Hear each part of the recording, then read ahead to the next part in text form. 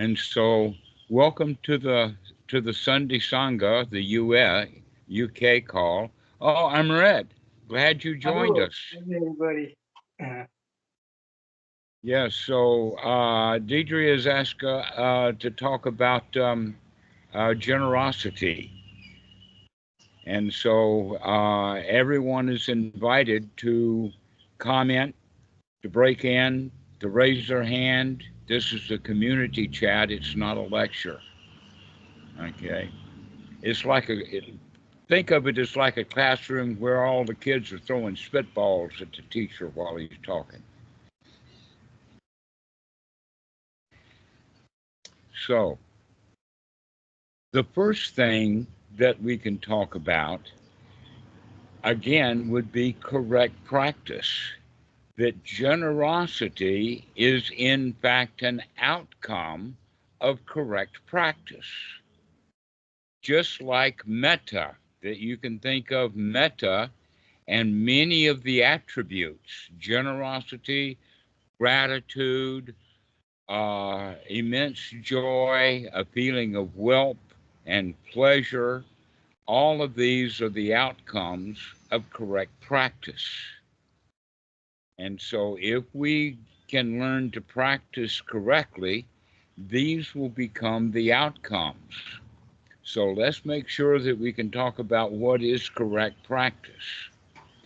And that the correct practice then would be from the position of the Eightfold Noble Path that is actually part of the Four Noble Truths, which is the primary teaching of the Buddha.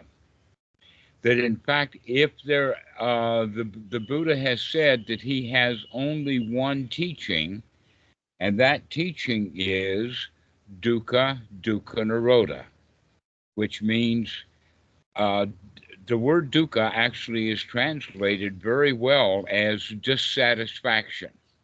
It is often translated in the suttas and in spoken of, but in fact, for many years, I was in the habit of using the word suffering. But if we consider the teachings of the Buddha about suffering, then we miss the point because suffering is actually an outcome of no practice at all. So, if we don't have any practice at all, then we are completely dissatisfied. And while we're dissatisfied, we're not watching where we go. And while we're not watching where we're going, we wind up in a thicket, brambles, briars.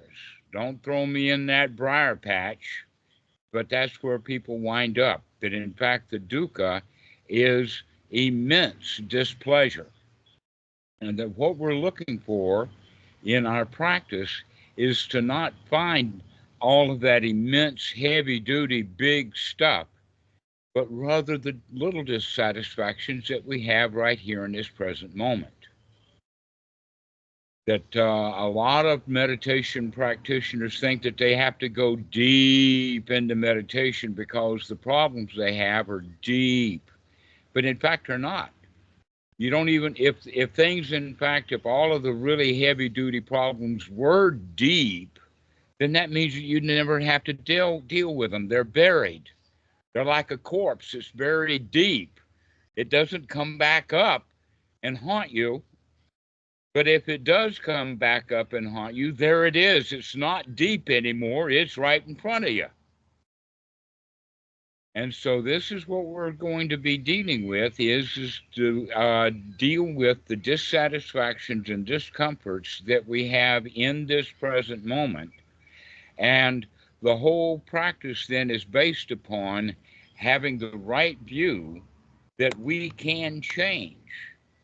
The right view is that we can see what's going on, and then all we have to do is to remember to look. And once we remember to look and see what's really there, our dissatisfactions, for example, then we can change them. If you can't see what the problem is, you have a hard time fixing it. But if you can see the problem, then it's easy to fix. It's sort of like a toy horse that's sitting on its side. All you have to do is just set it upright. That's all that's necessary, is to see what's wampy-jawed or on its side or upside down, and set it right. In fact, this is something that I found in the sutras quite often, is that lay people from all over the place would come and ask the Buddha questions, and he would answer those questions in a simple way, and they would then respond with, "Wow, you have set things right. That before things were laying on their side, and you showed us how to set things up correctly."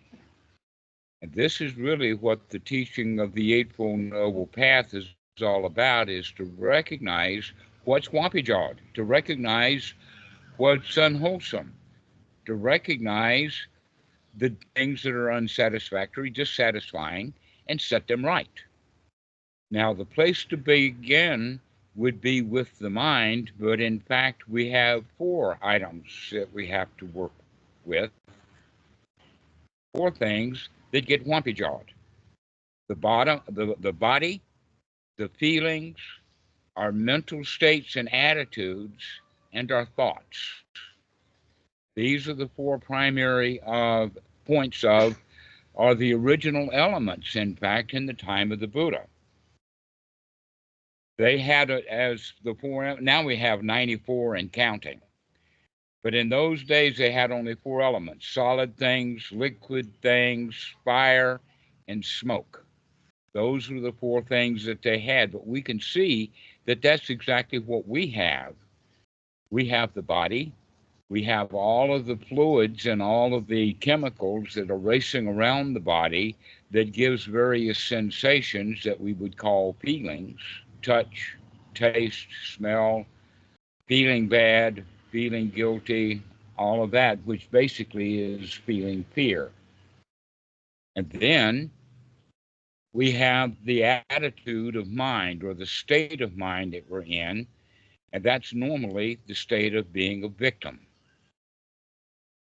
We were born as victims. We were raised as victims. We were taught to be victims. That, in fact, I just talked to Ross the other day, and he was almost overwhelmed. He was blown away by the fact that he is teaching his children the way that he was taught, to hate school. He didn't like school, and so he's taught his children to hate school. They got to go to school, and so they go, they do what they're told to do, but they don't like it. Well, we actually spend our whole lives as victims, going around doing what we think that we have to do, the things that we were told to do, and we don't like it. So basically what we have is the right practice of the Eightfold Noble Path is to recognize that we don't like what we're doing, and we can make a change to that. That you're going to do what you're going to do. Why don't you do it and like it? Why do you have to do it and not like it? We can't change what we have to do, but we can certainly change the way we feel about it. And I imagine that kids would do a whole lot better, for instance, in school, if they liked it. In fact, the students who like music will practice it and become good musicians. The kids that liked math study it and get very good at it. And the kids who don't like math are the ones who never wind up being any good about it. And here we have all of this stuff in our society about life is tough, life is hard, life is difficult, life sucks. Well, the point is that life is marvelous. I mean, don't you all enjoy being alive? You're alive. Don't you prefer that? Is anybody here ready to croak? I mean, slit your throat right in front of the rest of us, give us something to watch? Nobody's willing to do that. We all want to stay alive. It's actually instinctual. The self-preservation instinct wants to keep us alive. So why don't we enjoy being alive? The answer to that is because we've been trained to not like doing what we're doing. And so the whole point of correct practice is to turn that around, to start liking what we're doing. An example of that is that almost all negative emotion, in fact, all negative emotions are based upon the one point of fear. People who are angry are afraid.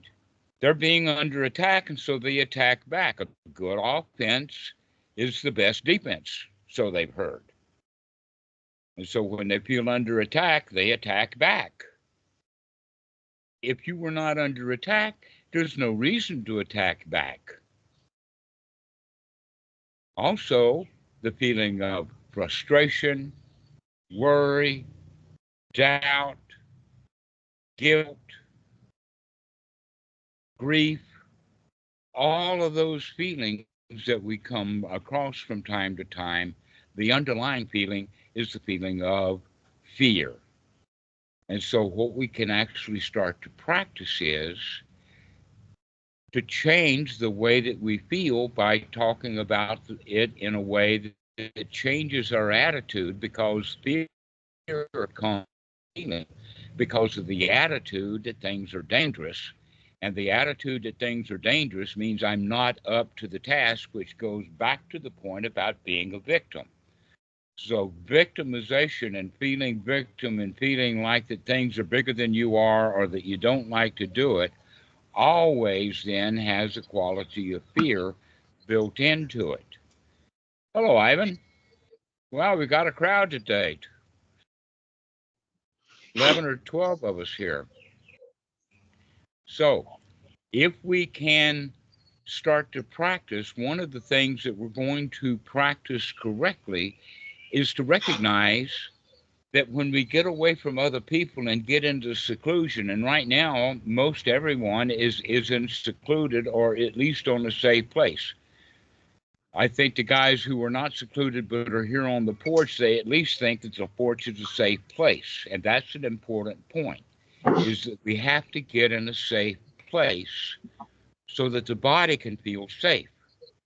I would not recommend that you practice anapanasati in a prison, but if you're in a prison, that's the place to do it, but do it privately.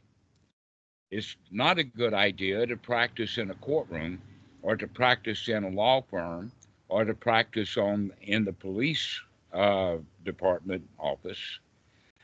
It's better to get away from it all. But the funny thing is that when we get away from it all and sit down and are quiet, we wind up realizing that we brought it with us after all. So we actually have to get into seclusion twice. Once from the real one, and then the other one is the mental, that we can seclude ourselves from the reality by getting away, and now we're going to seclude ourselves from the crap that we called reality that we've got on our mind. And when we do that, we can start talking about gladdening the mind, getting the mind in a good state, having thoughts that gladden the mind. And when I'm saying gladdening the mind, I'm talking about state of mind, that we actually begin to change our state of mind coming out of the victim. And a lot of people practice on a meditation, I suppose, feeling like they're a victim to it. Oh, meditation is so hard. Oh, the monkey mind just wanders away. And what they're actually practicing then is being a victim. Now they're practicing being a victim to meditation. So what we have to do is be very mindful, very careful to really inspect, to find out that we, in fact, while we're thinking that we're practicing correctly, we wind up practicing unwholesome things. So pay close attention to having the thoughts positive, wholesome, beneficial. Everything is okay. Everything is fine. Not a worry in the world. Wow, we're safe here. Everybody on this call, does everybody feel safe? Amit, do you feel safe? David, do you feel Yes, safe? You're definitely. at the what? Ivan, do you feel safe? Martin, do you feel safe? David, do you feel safe?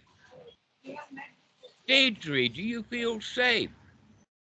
This is the whole idea is that we practice feeling safe, making sure that we remember that we're safe.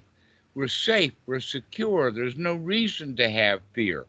So when fear or anxiety, and a lot of students will come and say, oh, when I practice meditation, I feel anxiety. What they're really saying is that when I'm in meditation, I'm actually beginning to experience the anxiety that I carry around most of the time. And if you can find the anxiety, recognize that in that moment, you're probably having unwholesome thoughts that bring up that anxiety again. Because if you're having wholesome thoughts, especially the wholesome thought of everything's okay, everything is fine, not a worry in the world, everything's going to be all right. And we keep practicing that way, practicing, I feel safe, I'm comfortable. And if we keep practicing that way, the mental attitude of that victim will begin to shift from not being a victim anymore to actually being a winner, being on top of your world. Everyone is an emperor of their own pile of dirt. Are you the emperor that's drowning under your pile of dirt? Are you the emperor that's struggling to try to claw your way out of the pile of dirt? Or are you just sitting on top of the world, sitting on top of your pile of dirt, happy and successful? This is what we need to practice, is to practice feeling like we've got it made. This, in fact, is what begins to generate that feeling of well being, a sense of well being, a sense of everything is okay, a sense of I can handle anything that comes by, anything that happens. I handled it before I had it. I can handle it while I've got it. And when it goes away, I can handle it when it says goodbye. Whatever's going on, we can handle it. We can take care of it. There is no reason to fear anything. There is nothing that can happen that's bigger or better than I am. That you become the king of your own life. All right. So, how do we get to that state? Is by practice. Practice over and over and over again. I feel safe. I feel secure. I feel comfortable. I feel satisfied. Now, this satisfaction means just enough. It's not a superlative. Let's look at it from the sense of the middle path for a moment. The past is on one extreme, the future is on the other. Right here, right now is the middle path, in the middle. Also, feeling very, very bad is one extreme, and feeling exalted and marvelous is another extreme. And all we're looking for is a sweet spot in the middle. Everything's okay, everything is fine. And from time to time, we have that exalted state. That exalted state comes from the form of, wow, I really can handle this. Well, things really are going to be my way for the rest of my life. Hot diggity dog, I can handle this thing. But that just calms back down into a steady state of, oh, wow, everything is so nice. Just relaxed. All right. This begins to bring that sense then of wealth. Somebody's got their microphone on, and I'm hearing an echo. David, you turned it back on, didn't you? All right. So that whole feeling of wealth, the feeling that you've got everything that you need. Anybody who comes to you that needs something, you've got a ton of it to give them, especially joy. Why? Because you're so full of it. You're absolutely full of joy. You become delighted with the Dhamma. You become eager for reality. You enjoy being alive. You play with your breath. Oh, wow, what a nice breath this is. You begin to see that you actually do live in reality, and reality is quite nice. You can even label it as a paradise. We live in a paradise. David, do you, at what Kautum, is that not a paradise? Definitely. Michael, how about you? Are this porch, is that a paradise or what? Oh yeah. How about you, David? Do you find you, in fact, you've already mentioned that this island is like a paradise? It is absolutely a paradise. Yes. Yes, but it's a mental attitude. There are people on this island who think this place is a hellhole. They're out there paving this paradise and putting up another bungalow. They're trying to make money off the place. And it's okay just the way it is. In fact, I'll share this with you. That the first time that I ever came to this island was before I was a monk in 1984. After I was a monk, I spent a lot of time on this island, both at Hedren and at Wat Khao Tum and in other places like that. And then I was away from it for many, many years, and I come back to Koh Phangan with the impression that, wow, there's a whole lot of people who tried to screw up this paradise and they weren't able to do it. It's still a paradise. They put in roads, they put in ports, they even tried to put in an airport, and they all managed to fail at screwing this place up. It's still a paradise. So, this is a mental attitude that you can take on, that wherever you are is a paradise, and you're the king of your own world. That gives you a sense of accomplishment, a sense of everything is okay. You've got it made. All right.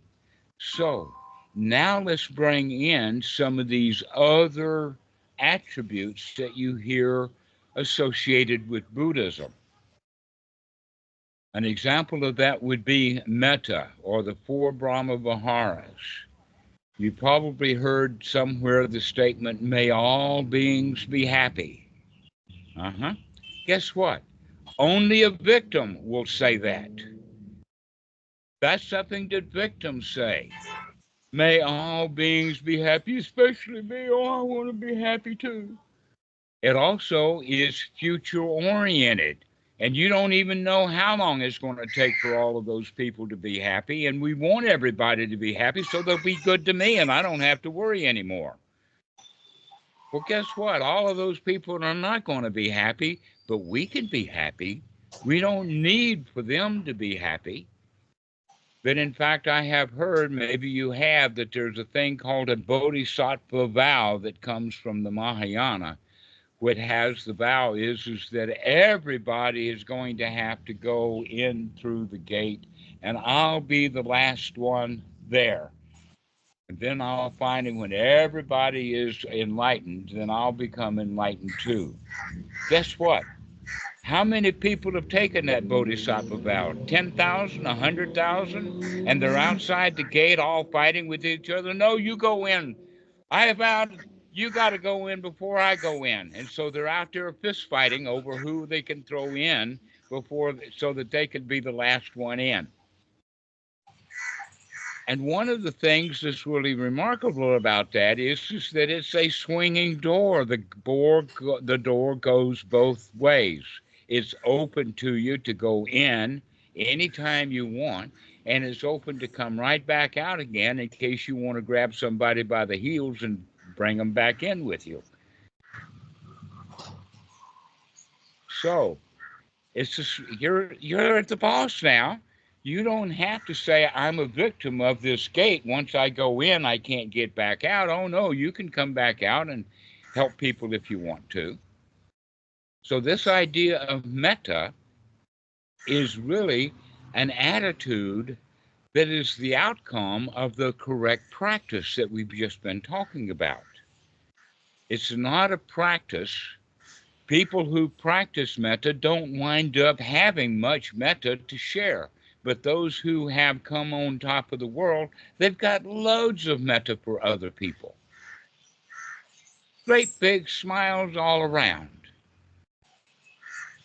Now, the next one that you were actually asking about, and this is probably the time to start mentioning it, we were talking about generosity. Well, generosity actually is easy to come by if you have something to give. But if you're a tightwad, wherever and how much, let's talk about money for a moment. Never mind how much money you have. If you have the attitude that it's not enough, then you're going to be a tightwad with it. Other people will have the attitude of, oh, I can spend that money and get away with it. It is not going to come back on me. But the real attitude is that I've got more money than I need. I don't need anything. I don't have to spend it. Just let the money roll in and I don't have to spend it. I'll give it away instead. That's the idea to have. So if your brother or a good friend, Alexander, can you turn your mic off? Because you've got some background noise there. If somebody comes in to borrow money, let's say a brother or a cousin comes in and says, I need $500. If you mull that over and you mentally check your account and you mentally check your bank book and your wallet and you say, oh, I don't have the money, then guess what? Now we have two people, you and him, that are unhappy, dissatisfied, hurting. And in fact, he may be suffering, but you're broke according to your own mind. But if you say instead, oh, yeah, I can loan you $500. Yeah, there's no problem. Then guess what? He feels good and happy because he gets the money he needs, but I feel happy because I feel wealthy enough to let the money go. So it's your choice. That's the way that we handle generosity, is recognizing that you get the benefit. You're the one who, by giving, it has the greater benefit. The one who... Yes, go ahead, Alexander. Can I share an experience that just happened to me like an hour ago about generosity and I guess also a good calendar practice? So yeah, an hour ago, so currently I'm in Mumbai, and an hour ago I went outside to get some snacks, and while waiting, a young girl just came and begged for food. So naturally I paid for her some food and drinks, which for me was natural to do. And I mean, she was quite young, I guess, around 10 years old. And on her face, you could see like she got through tough time. So yeah, whatever, it's quite common in India, especially in Mumbai. So I went back to my hostel and having my lunch. And yeah, this girl just kept on my mind, which might be the mistake, I don't know. So I was thinking about her and the misery of what was about her life. And I went in my room, I mean, on my bed to practice 15 minutes. And my thoughts were most of them about this girl, you know, and the misery that might be her life. And at the end of my practice, after 15 minutes, I just felt sadness rising, which I guess was still okay, and some tears coming too. So the first thing that I did is just, you know, observing. And I was trying to gladden the mind. So, okay, I'm okay, it's fine, I'm okay. But at some point, I felt like it wasn't much working. You know, I just needed to watch what's going on, you know, and just let it go. And that's the thing that I'm kind of struggling about what you're saying, because like I cannot change her life, you know, like just giving money or food won't change her life, you know, and she will still be in this state.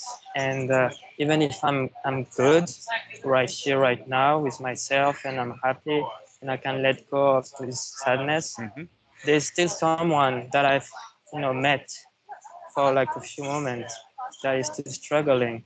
And so, yeah, it's, my action was based on generosity. It was fine, but I still went through like sadness and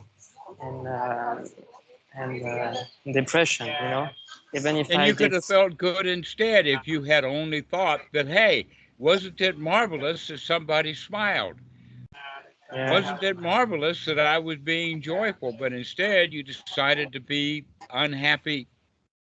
yeah, Your because those choice. thoughts, yeah, that's what my shows. But it's just, there's someone that I couldn't gladden my state much more than, oh, I'm okay, but this person is not okay. Like it But felt they like were a little happy bit. when you gave them the food, Yeah, right? yeah, yeah, yeah, You could see probably. their joy in Yeah, yeah, this yeah, moment. Okay, but you yeah, yeah, decided that, oh, they're going to feel bad later, therefore I'll feel bad later too, yeah, yeah, yeah. rather than staying with the joy of the moment. Yeah, yeah. That's why I said earlier, like my thought kept on being on this girl from the past. So that was, the mistake, I guess. But it Okay. just, sometimes gladdening the man, having all this misery around. I'm aware of being gladdening and feeling like in a paradise, whatever your environment. And I believe it's the best way to act, especially if you're in contact Okay. with people. But yeah, when it's all the time on and on and on, sometimes I feel it might be a little bit hypocrite, like to gladden all the Okay. time. All right. Can you turn your mic off so that Dietrich, she's got her hand up and she wants to talk. Okay, right. Go ahead, Yeah, Dietrich. I really I recognize what you're saying, Alexandra, but it reminds me of a talk, I think 2 weeks ago, where Dhammarato really cleared out that you cannot say, you're not the person to save others. You're not to save the world. You are on your own, actually. You Mm-hmm. can only fix yourself. You cannot fix anybody else. But in the moment, you can always offer a smile and offer Yes. something you have to offer. You can But you have, can't take on the whole world. There was also in this Sangha was a picture of before Dhamma, you see Atlas with the whole world on his back. After Dhamma, you see just the world. That's really interesting because I really relate to what you say. I know I always have this rescuing identity. I have to rescue the world. I have to rescue people. But actually, it's so liberating to think there's only one person I can fix, and it's me. yes. And when you are fixed in that moment, you have the joy. Now, here's something that's very interesting. You were talking about in India, there's a lot of poverty. But when we use the word poor and poverty, we almost always think about resources, money, etc. The real problem with humanity is that they are poor in spirit, and that you actually cheered someone up. You gave them what they needed in that moment, and you were able to spread joy, and you could have capitalized on that right then and there. And in fact, one of the things that I want to point out about generosity is that in Christianity, partly because of the golden rule, you've heard the golden rule of do unto others the way you want them to do unto you. But that's not Buddhist at all. Let me give you an example. It's Christmas time, and the husband gives C-SPAN and a pair of panties to his wife, and she gives him a dishwasher and pots and pans. Right? Neither one of them are happy because they didn't get what they wanted. They gave somebody else what they wanted. This is, in fact, what proselytizing in Christianity is all about. And within Buddhism, we do not proselytize. When somebody is hungry, we do not sell them or give them the Dhamma. We give them what they need in that moment.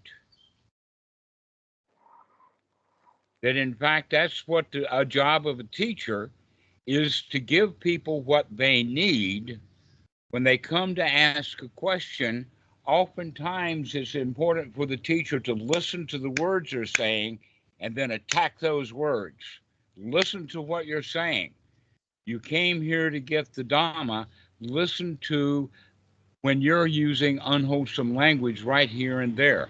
But if you do it with an attitude that they feel criticized, then they're not going to get any benefit out of it. Whether you can give them the gift that they need, and that would be inspiration or insight. Oh, yeah, that's right. I see what you're talking about. So always when we give a gift of what someone needs, not what we think they need, which means that we have to work a little bit extra. We have to put in even more right effort. And that is to figure out what is the right thing to give this person right here, right now. But there's an easy way out. And that is always that a smile is the best gift. Reader's Digest claims that laughter is the best medicine. So give people your joy. You don't have to give them the Dhamma. Give them your joy.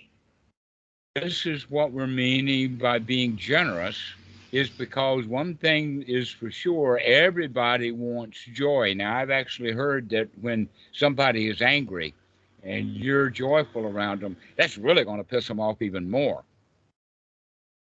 But not for a long time. You keep staying happy with them no matter how angry and frustrated they are. They'll begin to start smiling too. They'll see the absurdity of their own anger, and they'll come out of it if you've survived. So be careful about how angry you let people become with your joy. But always work with joyfulness. This is the best gift that you can give. Why? Because if you've got plenty of joy, you can give it all away and you still got a ton of it. You can give the whole world joy, but let me remind you that the world, may all beings be happy and all of that, that's a concept.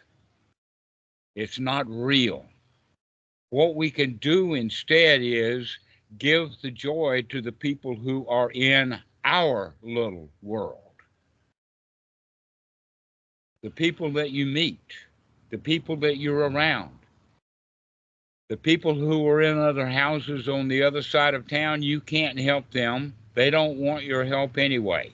There's no reason to go knock on their door and give them a Buddhist pamphlet and a smile. You can only deal with the people around you. That's your world, the world that you encounter, the world that you're in. Your environment, your paradise, only goes about 10 or 20 feet in some cases, or 50 meters at the extreme. And so when you think of may all beings be happy, start naming them. May all beings be happy. May teachers be happy. May Michael be happy. May Danny or David be happy. Both Davids. Right here, right now, when you're around people, those are the people that you spread joy to. The people that are in your mind is just a concept that, in fact, is unwholesome to wish people well when they're not right in front of you. You're wasting your time and your effort. And not only that, but you've got a tinge of sadness. You've got your own discomfort. You've got your own dukkha, because you want them to be better than they are. Instead of recognizing, hey, man, everybody's okay. They just don't know it yet. But everybody's all right. Everybody's fine. That's the kind of metta that we want to spread, is the kind of spread to where everything is already okay. No dukkha here. So, back to the point about the practice. Go ahead, Dietrich. You raised your hand. Yeah. So I did a lot of mindfulness exercises, practice, and then there was always the compassion exercise.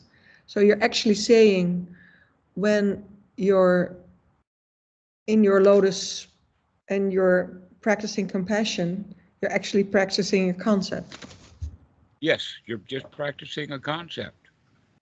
So it's no use. Let us say that you could spend your time more wisely, making the one person that you're closest to really happy, rather than wanting other people to be happy, because anytime that you want something you don't have, that's a definition of dukkha. You're dissatisfied. You want other people to be happy. The practice of metta backfires. It's not actually a practice. Metta is not a practice. Metta is the result of correct practice.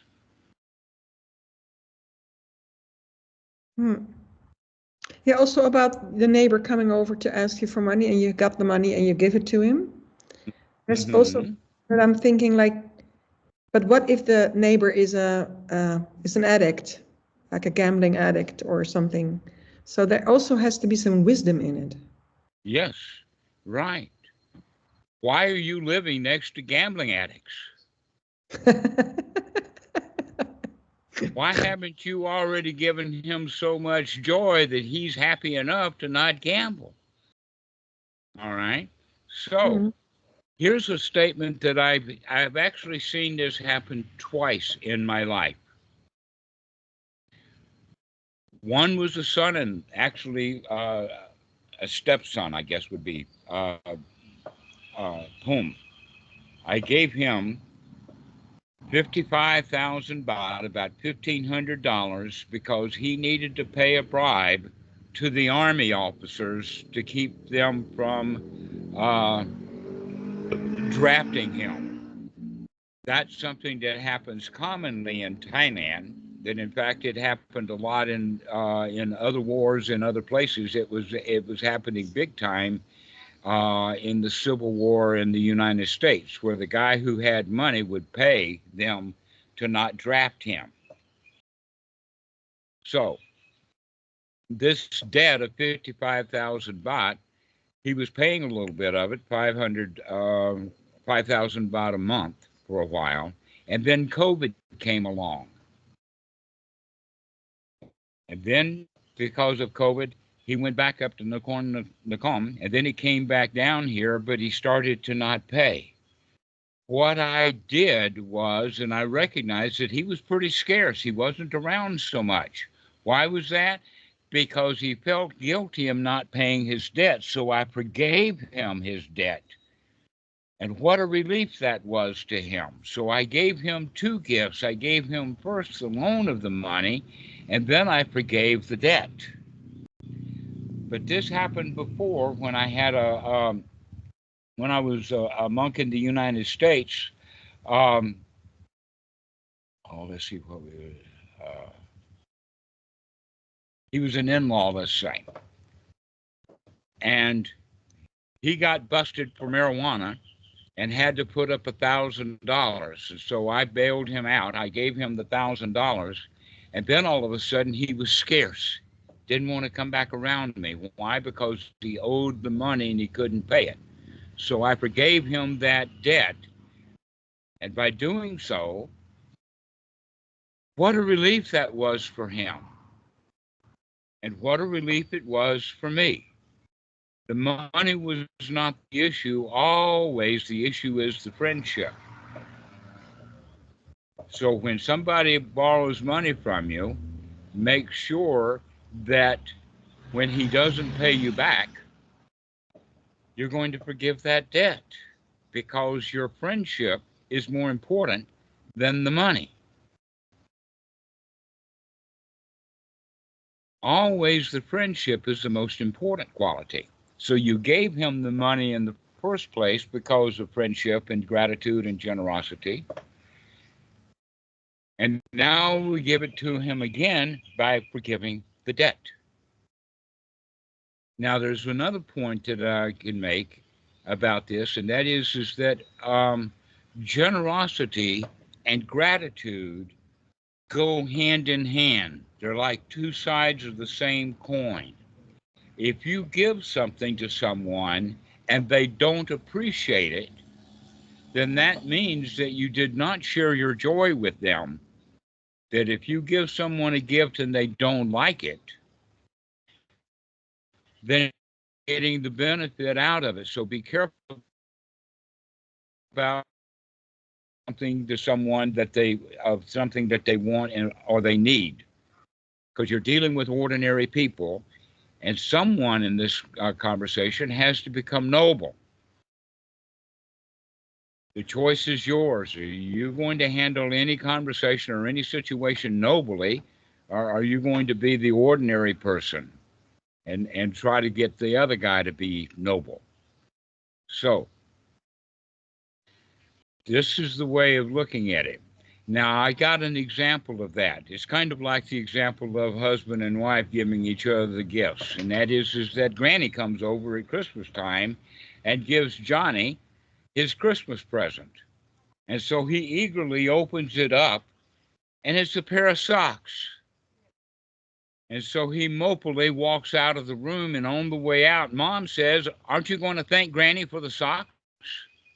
Well, actually, what's going on is Granny gave socks as an obligation. It's Christmas time and she's supposed to give, so I'm going to get that obligation out of the way. But at gift giving time, like in this situation, Granny had the opportunity to go behind Johnny's back and say, what does Johnny really want? What's something that we can give him that he'll really, really like? Maybe a bicycle, maybe a pony, maybe a BB gun, something that he's really, the old movies that we're talking about. But you give him something that he really, really wants. And then his relationship with his Granny is going to be very, very good. You'd be surprised at how many relationships between grandson and grandmother is lousy because Granny does things out of obligation rather than out of generosity. So start looking for ways that you can actually be generous. And like I'm saying, the very, very best kind of generosity that we can give is the generosity of goodwill, the generosity of a smile, the generosity of hospitality, the generosity of welcomeness. It doesn't have to be money. But what it does have to be is something that's well received. And therefore, the generosity and the gratitude work hand in hand, and both sides get immense joy out of it. So this is the way to practice generosity. It takes as much wisdom as it does to be generous with yourself when it's time to practice anapanasati. And in fact, most people practice meditation because they have to do it. They actually give themselves socks for meditation. And then they don't even like the present that they've given themselves. What we need to do when we're practicing is to be nurturing to ourselves, congratulate ourselves, pat ourselves on the back. Wow, I feel good. Isn't that marvelous? We don't feel good because we're supposed to feel good. We feel good because we like it. And so always charity begins at home, right on the inside. You start to nurture yourself. You start to forgive yourself of your wrongdoing. You start being able to see the things that you do wrong happily so that you can, in fact, see it clearly enough that you can do something about it. You can actually change. But if you are critical of yourself, then the wrongdoings that we do, we don't want to be critical, and so we hide from it. We deny it. We lie to ourselves about the harm that we have done to ourselves and to others. But if you have a generous heart, then whatever you do is okay. Let's take a really close look. Maybe I can do something better than this, but this is okay. And so become generous with yourself. You'll never actually learn to be generous to other people until you learn to be generous with yourself, to be nurturing, to be kind, to accept yourself just the way you are. You're okay already. You're already enlightened. You don't have to do something to become enlightened. You're already good enough. You already are there. Start treating yourself like you're worthy of being your own best friend. We don't have to criticize. We can enjoy our own company. We can cheer ourselves up. We can be generous to ourselves. See our wrongdoing not as wrongdoing, but as an opportunity to grow. Hot dog, I'm glad I saw that. Picking my nose in public. Wow, what a booger that was. Oh, and I know everybody's upset, but I'm going to hide it. Nobody's going to know. All right, so this is the kind of attitude that we have, is everything is okay. Everything is tasty enough. Everything is just fine. There are no problems in the world. But this takes a major attitude change because we have been taught how crummy things are, how crummy school is, how bad everything is. And we can begin to change that attitude. Stop being critical. Stop being the one who gives yourself the rules and start being a nurturing mommy. Oh, rockabye, baby. Oh, it's okay, you poop in your diaper. There's no problem here. Everything is hunky-dory. Start seeing you're okay, that you're just fine, not a worry in the world. Keep practicing that way, and you will begin to accept yourself as the champion of your own life that you really are. You don't have to be the victim, but we're always wind up being a victim when we criticize ourselves. And when we stop criticizing ourselves and start nurturing ourselves and start being generous with ourselves, then we start to show gratitude in general. Wow, how great it is. What a marvelous situation this is. Because you realize that you're creating that part of your reality. David, go ahead. You got a question. Yeah, so regarding everything being okay, what about the dissatisfaction that leads to striving? You know, the dissatisfaction that leads somebody to running a marathon in under 3 hours. How ordinary that is. That's very worldly. But we can bring it also to Gautama leaving the palace and seeking realization, or you know, in any number of domains, the realization that things are not, you know, there is the suffering of the misuse of the way, seeking the Dhamma. You know. Yes, and I invite you to change that attitude. To change that attitude. That everything actually already is okay. For instance, you mentioned Muay Thai before. Don't go do Muay Thai because you need it. Go do it because you like it. You don't have to go fix the world. You can just go enjoy it.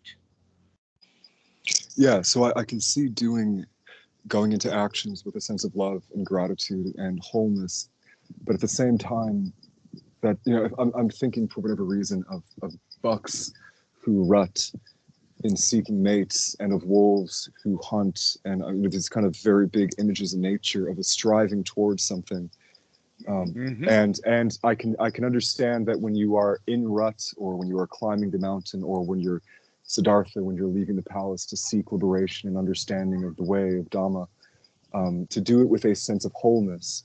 But there still is that earlier seed of... Yes, I invite you to eat that seed, munch on it, swallow it, and enjoy its wholesomeness, rather than have it grow into the monster that you're into now. So we're saying eat the seed of dissatisfaction that leads to wholeness with gratitude and with kind of with love.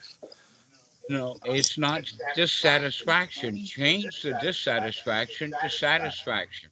Always. Yeah. Here's the guy that you mentioned just a moment ago about climbing the mountain. Why? Why would you climb a mountain if you're halfway up the mountain? Turn your video off, or your microphone off. You got a very bad echo. Okay, so why would you climb the mountain when you can just turn around, sit down, and enjoy the view? And if you can enjoy the view from where it is, then why do you have to get up again and climb the mountain and struggle and strive? That as soon as you start walking and then walking more, and then you start to struggle and strive again, that's the time to turn around and sit back down and enjoy even a different view. Stop the struggle and only do the work when you can feel that it's worth doing and you like it. But our society does not teach that. It teaches you that you got to go climb that mountain. And I'm teaching you the exact opposite of that. You don't have to climb any mountains. Stop climbing mountains and enjoy your life. Stop striving and struggling, and start being nurturing to yourself. You've already got everything you need. You don't need to be climbing that mountain. Everybody who practices Tai Chi eventually quits. I could name you folks like Arnold Schwarzenegger.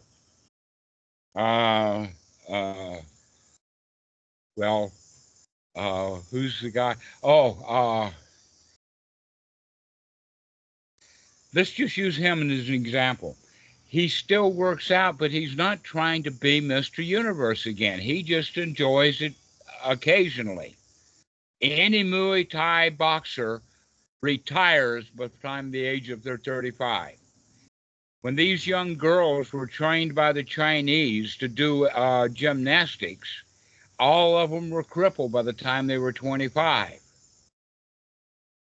Striving gains you nothing except the attitude of failure, and you continue to strive.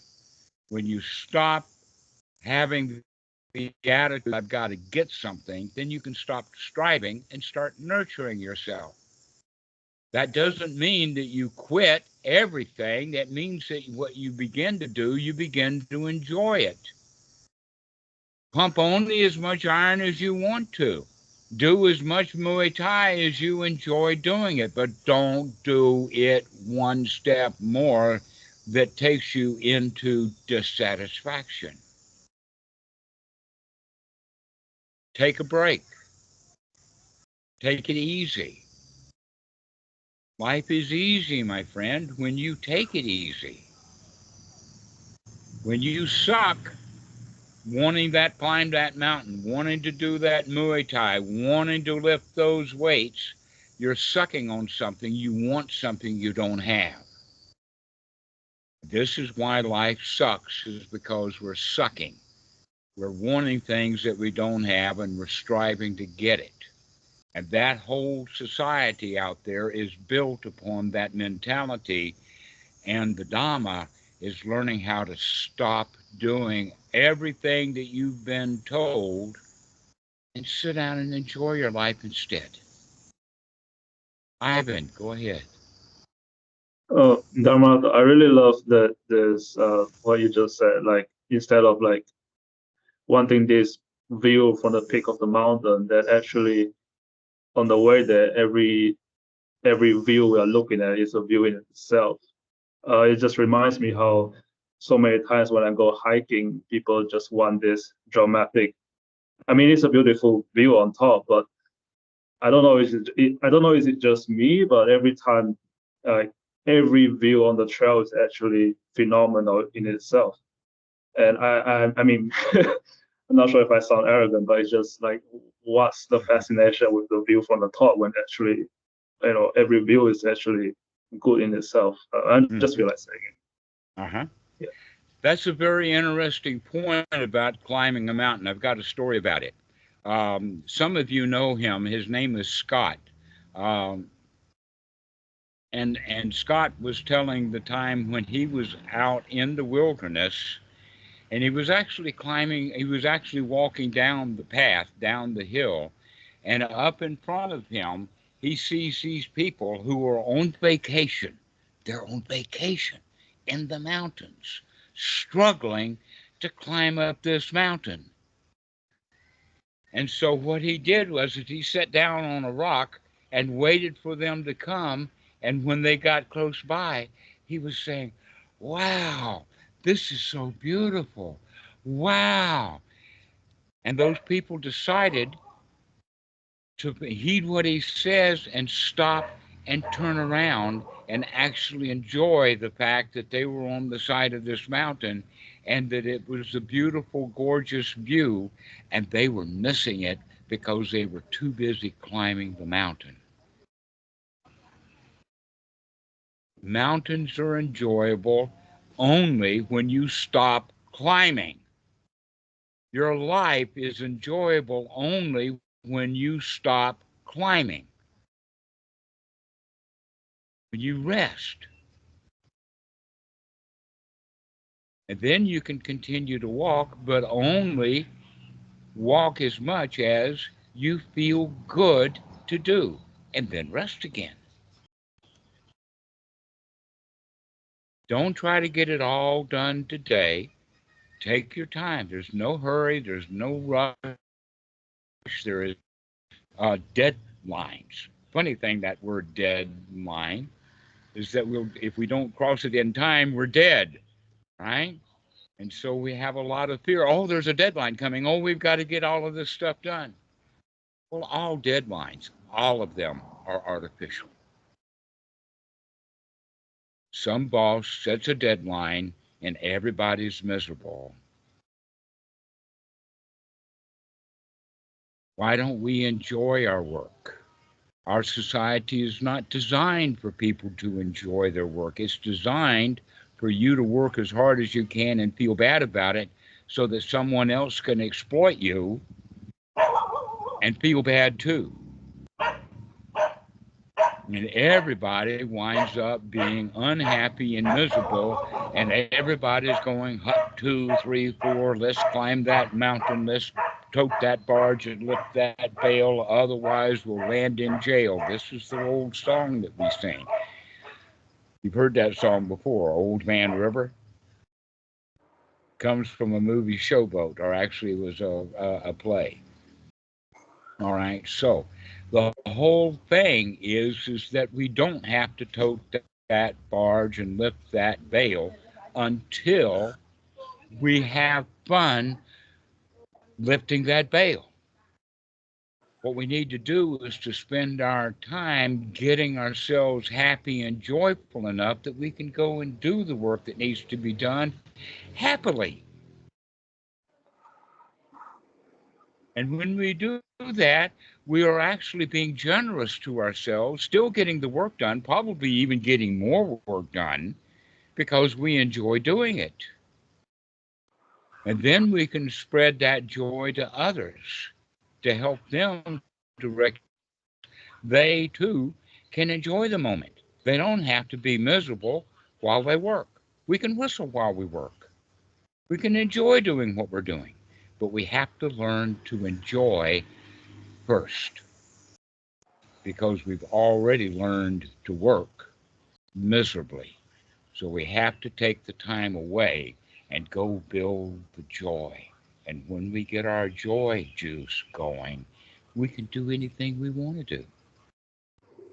Up until the point that we continue doing it and we don't want to do it anymore. And that's the time to quit. Stop. Take a rest. Enjoy your life. Stop striving. Just have fun. Have fun not doing, and then have fun doing. Petrie, go ahead. Yeah, so interesting. I know this state of like, just be, and then see what happens. And then it's always like, then I want to do something. I want to create something. I want to write a song or whatever. And then there's always this next step of getting ambitious. Okay, now I want to release this song, and now I want to be on stage with it, and now it's... And all we had to do was have fun singing ourselves a happy little song. We didn't need to get up on stage. That was wanting something we don't have. But is that indoctrinated, like from being brought up that way? So you always have brought up that way. Okay, so it's not like really like something. It can feel really like from coming out of me, like wanting to do that. All right. But joy goes off a little bit, because then it gets ambitious, and then it gets really like a game. I have to win. You've heard the expression, a means to an end, right? Everybody's heard of that expression, having a means to an end, and you have to have a proper means to get to the end. Guess what? There is no such thing as an end. It's all means. So why are you being mean to yourself? Why be mean to yourself when you can just enjoy doing something? Because there's no end to it. There's no deadline. Just enjoy your life. Do what you like to do and have fun doing it. And stop climbing a mountain long enough to turn around and enjoy the view. I mean, why climb a mountain? And yet everybody's up there climbing that mountain and climbing that mountain. And pretty soon you climb a mountain that's so high that when you get to the top of it, you can't see a darn thing because you're above the clouds. And not only that, but you're cold and miserable. And if you spend the night on Mount Everest, you're going to be a frozen piece of meat in the morning. You cannot spend the night on Mount Everest. You've got to get off of the thing and come back to the base camp. All right? So how high does your mountains have to be before you stop climbing high mountains and just climb the ones that are easy to climb? Have fun doing it. And what's also very interesting now, I realize when you're saying this, when you reach the top of your mountain, your self-created mountain, then you're always busy trying to keep staying on the top. And that's also dukkha. That's also creating dissatisfaction. Because now you reached it, but now you have to... and now you have to climb down, and I want to climb another mountain. I got to climb every mountain, ford every sea, follow every rainbow. That's another song.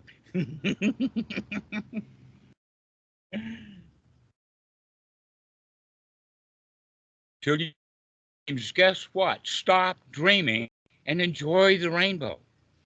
Enjoy the mountain that you're on without having to keep striving. But our whole society is built upon striving. It's actually built upon exploitation. They want you to strive so that they can profit from your striving. Why don't you quit that and start living your life joyfully?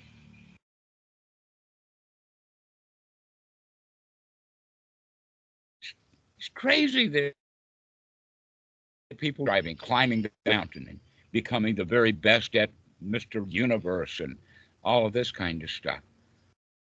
And most of those things are momentary. What we really need is to practice something that we can continue to practice and gain great benefit out of it over and over and over again. Weightlifting is not one of them. Eventually, people quit weightlifting because they're not getting anything out of it anymore. You've heard the expression, he who lives by the sword dies by the sword, right? The young buck that's all that training and he's going to Shaolin and he's got that sword out and he's whacking this, that, and the other thing. He's going to get old, and by the time he's 45, somebody's going to cut him in half if he doesn't put down that sword. We have to stop striving. We can be the very, very best there is at something, but that's not going to last. Somebody else is going to be just as hard on themselves as you have been, and they're going to take your title away from you. Why hasn't Muhammad Ali won the title one time and then quit? Why did he have to do it 3 times until he gave himself Parkinson's disease? They beat the crap out of him because he wanted that championship so bad that he crippled himself getting it. That happens big time with Muay Thai boxers here in Thailand. And in fact, very few of them can last until 35, but you know what happens to them in Thailand? Many of the Muay Thai fighters, when they retire, they become a monk. That's why you find old monks with tattoos. They didn't get them when they were a monk. They got them when they were Muay Thai. And then they quit the Muay Thai, and they sit down and enjoy their life instead. So this is what I would offer you, is to stop striving. Because even if you win, it's temporary. Why not just enjoy the path? Enjoy what you're doing. Learn to enjoy your life. And when you can be generous to yourself, you can be generous to everybody that you meet.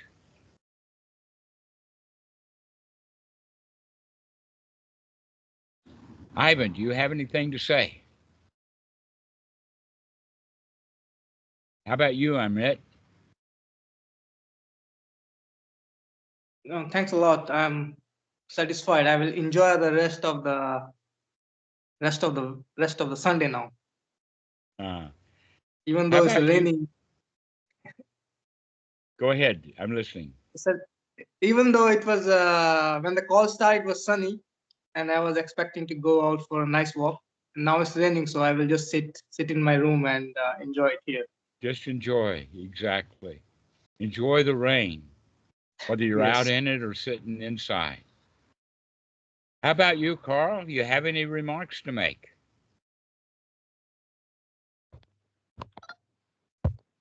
Yeah, I thought it was a very good.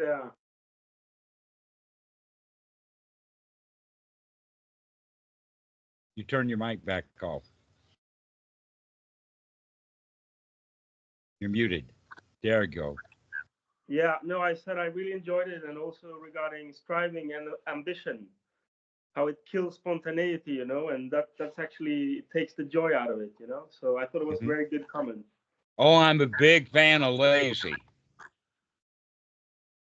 I'm a big fan of lazy.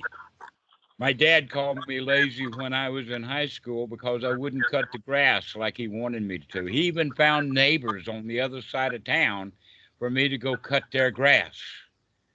And it eventually dawned on me that it was my dad who was being lazy because he wanted me to cut the grass.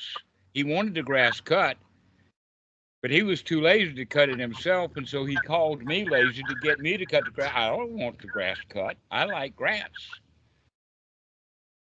There's a double entendre there someplace.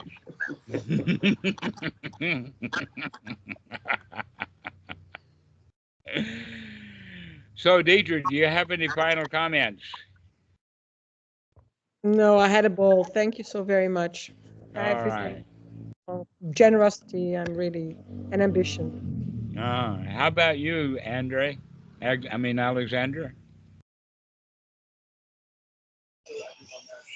Well, not really. It just reminds me of the idea that the goal is not really important. It's more like the destination, like the path. Based on what you just said, kind of a mantra. Because it actually reminded me of my own experience by cycling from times to Nepal, and I experienced that once I get to Nepal at the border, I didn't feel anything.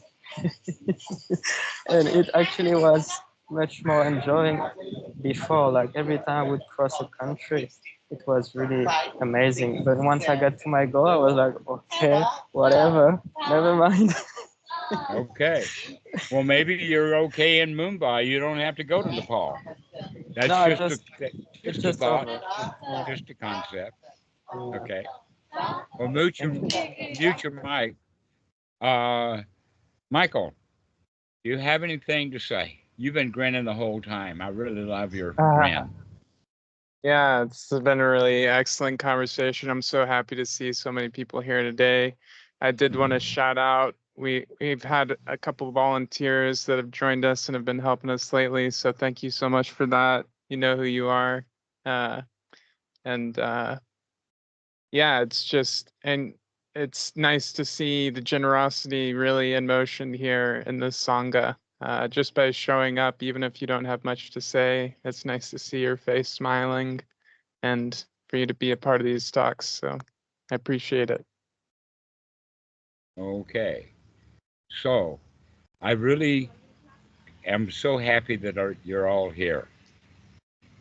And I've really enjoyed this talk. I really get a big kick out of the Dhamma. I'm delighted with the Dhamma. I'm happy that I can share that delight with you. May you all be delighted. May all of you be enthusiastic with your life. Enjoy your life. Have fun with it. And so I wish you all well, and we'll see you soon. Okay, bye-bye.